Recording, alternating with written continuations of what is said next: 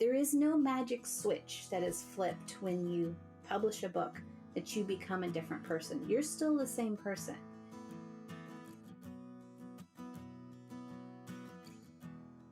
Welcome to Queries, Qualms, and Quirks, the weekly podcast that asks published authors to share their successful query letter and discuss their journey from first spark to date of publication. I am your host, author Sarah Nicolas, and literary agent Sarah N. Fisk. Sierra Godfrey is the author of A Very Typical Family from Sourcebooks and a forthcoming title in September 2023. She was born in Santa Cruz, California, and has lived many places, including Santorini, Greece. She loves hiking, watching soothing British farmland shows, and thinking of stories about messy families. She lives in the San Francisco Bay Area with her family, which includes a dog, 2 cats, and a turtle, all of which seemed like a good idea at the time. So please welcome Sierra to the show. Hello. Hi. Hi. Thanks so much for joining us and sharing your story with all my listeners. Thanks for having me. So we are going to discuss your journey to publication, and we're going to start by going all the way back to the beginning. When did you first start getting interested in writing? And then how long did it take from there before you started getting serious about pursuing publication? So I've always been a writer. I've always written stories all my life. I wrote long, meandering nonsense stories in middle school, high school, before that. But I didn't start seriously writing novels until after the birth of my first son when I was 30. And before then, it was just a mishmash of half-started stories with no structure. So I never did anything formal with them. And I don't know what it was about that time in my life when I was about 30, but I think I needed to have time for me again. And then I started writing a longer form story in, what I envisioned would be a novel. And it was a whole revelation for me. I'm like, wow, this is great. This is what I should have been doing all along. And that was it. That was it for me. Nice. So how did you learn more about the publishing industry, like how it works, how to query, how to go about it, all that different stuff? Yeah, I definitely knew nothing when I first started, but Twitter, Google, writer blogs were essential. They were instrumental. They had so much information about craft, about the business of publishing. I think the biggest thing for me starting out was figuring out what the appropriate word count is for my genre. I had started out with a novel that was like 150,000 words, which was ridiculous. So, because it wasn't sci-fi and it wasn't fantasy. So learning what is commercially appropriate for traditional publishing was really important for me. And then going from there and learning more about craft and plot. So then what happened? Can you break down for us your journey from then to signing your first book contract? Yeah, well, as I mentioned, I started writing but didn't know what I was doing. And I wrote a lot of manuscripts and I queried all of them unwisely, perhaps. When it was clear that one wasn't going to get picked up, then I'd just start writing another. And it took me a long time to write them because I had another baby. I was working a full-time job. So as a result, it took me a long time to figure out what was wrong with them and why I was getting rejected. And listen, I was doing everything right. I had a lot of writer friends. I had a friend who's an agent. I had people on my side who would review query letters and beta read. But I would get full requests, but I'd get rejected. I'd get loads and loads of rejections. Nice rejections, but vague ones like, this just isn't for me, with no specifics. So I spent a lot of time trying to figure out what exactly was wrong. And I didn't really get any answers. But what I eventually learned, not because anyone told me, but because I finally got it right, was that my plot and a confused genre and a lack of commercial hook were really the problems. And those are really difficult, sort of intangible things to point out. And I had to learn about myself as a writer, too. And this took a good 10 years because I was doing everything else in my life at that point, too. I envy writers who get it right away, but I needed longer, and that's okay. And I think a lot of writers don't get to hear that enough, that, sometimes it takes 10 years, sometimes it takes 5, sometimes it takes longer, sometimes it doesn't. Any length of time that it takes for an individual is okay. Mm-hmm. So can you tell us a little bit about your querying journey? You got an agent, but that wasn't kind of the end of your story, right? So what happened from there? Right. I got an agent and we went out on submission and the book didn't get picked up. Okay, no problem. So I wrote another one, and we were working on revisions to that when my agent let me know that she was leaving the business, leaving agenting altogether. And that kind of threw me for a loop. And I was like, okay, well, what do I do now? And the answer is, when your agent leaves the business, they don't set you up with another agent automatically. Sometimes that happens, but I think the majority of times that doesn't happen. So I had to query again. That was a really hard thing because it was like, you have worked so hard, you've signed with an agent, the agent believes in you, and then you've got to start all over again. But this time around, I had a manuscript that was much more commercial, and it was much more attractive, I think. And I actually queried, I think, 12 agents and had 6 full requests and signed happily with my agent now, Melissa Edwards. So it was a much better situation and a happy ending there. Yeah. And then you went on submission with that new book. And how did that journey go? That was great. We spent several months revising, and we went on submission. And after about a month and a half, we had an offer, and it was great. And I loved the editor, loved the vision for it. And now I've got the debut out. It's great because if you just focus on the tail end of your story, you got an agent, and a month and a half after going on submission, you got a book deal, right? And that seems like so fast, but then you have to put all of the 10 years and losing the other agent and multiple manuscripts behind that. And that's how you got to the point where you could sell a book that quickly, is by doing all of that work ahead of time. Yeah, that's right. And I think what's important to remember here is that it's really easy to see that end part of it. Oh, the book sold in a month and a half. But, nowhere along the process did I think that, oh, I've got it now. Oh, I know what I'm doing now. I never knew what I was doing. It's luck and it's timing. Mm-hmm. It is time for the first cue of the podcast. Can you read your successful query letter for us? Sure. Natalie Walker lives a fairly quiet life as a nonprofit worker in Boston, and it only took putting her brother and sister in prison. Actually, it's not that quiet. At age 30, she's scorched more hearts than she can count, and she just got passed over for the promotion that should have been hers. But those are the small things compared to the challenge of her brother and sister facing what they face as ex-cons. She wouldn't know because she's been estranged from her family since she imploded it 15 years ago. But when she gets a letter informing her of her mother's death and her inheritance of the family Victorian, suddenly the past is open for inspection. Luckily, a love affair shatters on cue, propelling Natalie to her hometown of Santa Cruz, California, to find out whether returning can absolve her guilty conscience. But her sister Lynn arrives too, and Lynn's festering rage makes it clear that there's a trash pile of emotion to work out. Neither Natalie nor Lynn are prepared to leave.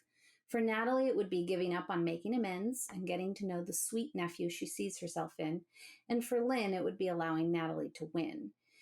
For all of them, leaving would mean forfeiting the house to the city and severing their ties to family and home, things that defined and drove their childhoods, however twisted their adult lives have become. And anyway, Natalie enjoys seeing old friends and the ridiculous, intriguing Sierra Casillas, who seems to be utterly different than any other man Natalie has left in her dust. But time is running out to keep the house from the city. The past can't just be buried, and apologies cannot simply be made. And if Natalie can't fix those things, she stands to lose all trace of her roots, family, and herself. Awesome. Thank you so much for sharing. Yeah. So, how has your experience been since signing that first book contract? Especially let us know if there's anything that kind of surprised you along the way. Oh, there's loads of surprises. I've had a great experience with my agent. She's sharp, incredible advocate for her clients, and a great business partner. I didn't know all that right when I signed with her. You hope that's the case, but it's great to have experienced that. There's plenty of surprises, though, like why exactly you want an agent on your side. Writers want agents partly because we know that's a step in the path to traditional publication. But truly, you want an agent because that person's your ally and your protector. And when things get dicey, your agent helps guide you. And not every book deal is the same. Not every publisher is the same. Mm-hmm. So as you know, because you're a writer and an agent, it's a unique relationship. So experiencing that and all the nuances that go into that business partnership has been really interesting. But the biggest surprise for me on my path to publication from signing the publication contract was the large amount of waiting that you do. Yeah. It is waiting for the contract to be signed. It is waiting Mm-hmm. for edits. It is waiting between every step because, of course, a publisher has tons of books that they're dealing with. And I'm sure it's a much different picture on their side of the line where they're, busy doing everything and trying to take everything. But the waiting for an author is amazing. It's Mm-hmm. just, I had no idea it would just be long stretches of silence. And the other really interesting thing that I learned is that there is no magic switch that is flipped when you publish a book that you become a different person. You're still the same person. You are still who you were when you were querying. It's Mm-hmm. just a matter of time. I thought that was really interesting. Yeah, that's great. All right, it is time for the quick round. I call it author DNA. It's just classifications that we like to put writers in. Are you a pantser or a plotter? I am a plotter with a side of pants.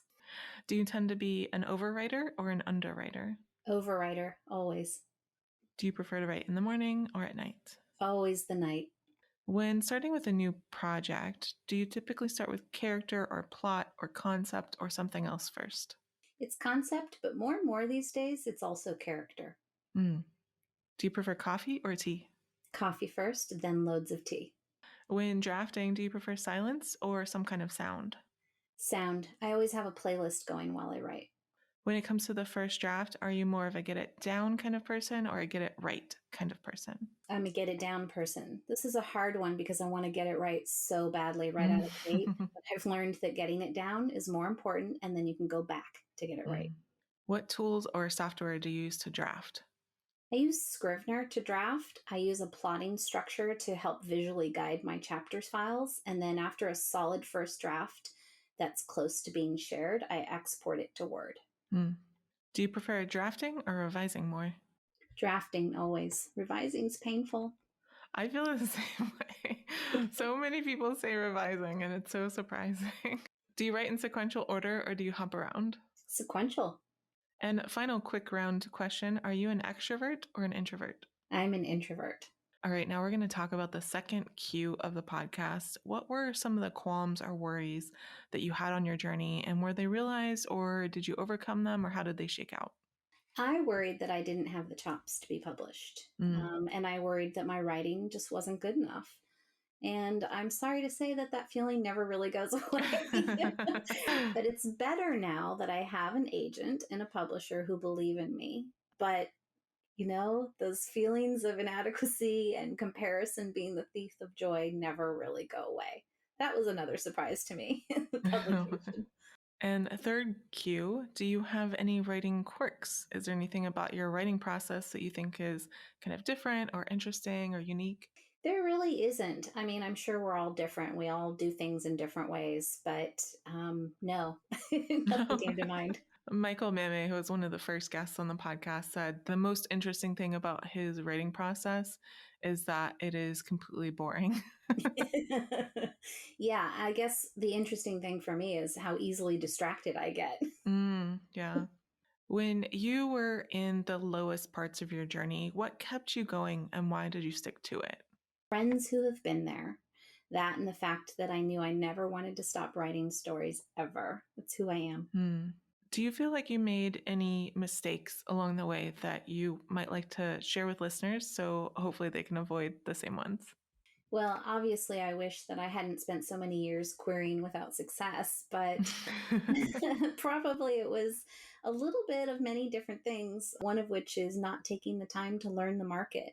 And if I had, I might not have spent so much time trying to mash genres together. And learning what's commercially selling, I think, is really important.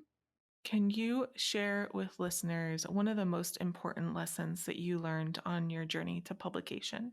Yeah, my biggest lesson over the many years I've been at this is don't stop. It feels really easy to feel like you'll never get there, especially when you hear stories of people who write a book, get an agent, and get a publishing deal all within what feels like a matter of months or a year. Mm-hmm. But everyone is on their own timeline. And if you stop writing, you will never get where you want to go. There was someone who told me a story. I can't remember who it was now. It might even be another episode on this podcast. Her mother had planted a plant and tended to this plant for 6 years, and it never flowered. And so she ripped it out. And then it turns out that this plant flowers on its 7th year. I think about that every time now, where it's like, are you going to quit the year before you're going to find the success you're looking for? Oh, that's a good one. I have another one for you. My friend Kristen Lippert Martin, the author, once told me this query story where you feel like you're cycling up a hill. She's into cycling, so she used this analogy. You feel like you're trying to get up that hill, and it's really hard. If you've ever gone cycling and it's, gravity's against you, it is so hard. And you look over and people are just whizzing down the mountain on their bikes. Whee! Everything's great, and they are not even braking, and it's just fast. And you're like, you jerks. I can't believe it. I'm sitting here cycling and it's killing me and hard. And then you realize they did it too. They did it the first time. They got up to the mountain and now they're whizzing down. But they've all had to get up that mountain too. Yeah. I think about that a lot. This is not a business that most of us succeed in completely on our own. Who are some of the people who helped you along the way, and how? Oh, for sure, other writers. You meet incredible people in the writing community, and if you're very lucky, they become your friends and your trusted beta readers. One of my friends, Mike Chen, who wrote the New York Times bestseller Star Wars Brotherhood, and whose 6th novel will be published in January, he's been there for me from the beginning, and we made a pact early on, years ago. We would always be what we would call diplomatically brutal with each other on critiques. We weren't playing around, and we both wanted publication. And so, the feedback we would give each other was bent in a way so that we would get there. It was intended so that we would understand what needed to change to fix it properly. Yeah, I actually just taught a workshop last night, and one of the things that I said was find critique partners who are not afraid to hurt your feelings if that's what needs to happen, because those cheerleader critique partners are great, but also they're not going to help you improve a lot. Yeah. And the second part to that is when I signed with my agent, my second agent, I joined this incredible community of her clients, and we're all really close, and we're all going through various stages of our careers and publication path. And we're able to share the knowledge at different levels. And it's been incredibly helpful. And we also all feel like we're experiencing something quite unique because we're all represented by the same agent. So that group of writers is really special. And finding a group that you feel a real connection with and can build something with over time and over years is magic. Can you tell us about the book that is coming out this September? Yes, it is called The Second Chance Hotel, and it's about a couple who meet in Greece after backpacking around Europe. Her life is a mess, and she's there to reset things before diving back into real life at home. But after too much Retsina, the couple is tricked into marrying each other, and then they're gifted the hotel they're staying in, a hotel that they don't want, that is in desperate need of TLC. They agree to keep the hotel open through the busy summer season, and in working together, they start feeling that spark of attraction. It's just that this was always supposed to be temporary, so they need to figure that out. Nice. All right. Thank you, Sierra, so much for coming on the show and sharing your story with my listeners. Thank you so much for having me. Thank you so much for listening to this episode of Queries, Qualms, and Quirks. You can find the text of Sierra's query in the show notes, along with links to find out more about her and her books. If you enjoyed the show, I'd really appreciate if you'd help me find new listeners by leaving a review on Apple Podcast or Podchaser, telling your friends, or sharing this episode on social media. If you're interested in supporting the show, go to patreon.com/Sarah Nicolas. That's Sarah with an H and Nicolas with no H. And if you're a published author interested in being a guest on the show, please click on the home base link in the description or go to sarahnicolas.com and click on the podcast logo in the sidebar. Again, that is Sarah with an H and Nicolas with no H. Thank you so much for listening, and we'll see you next time.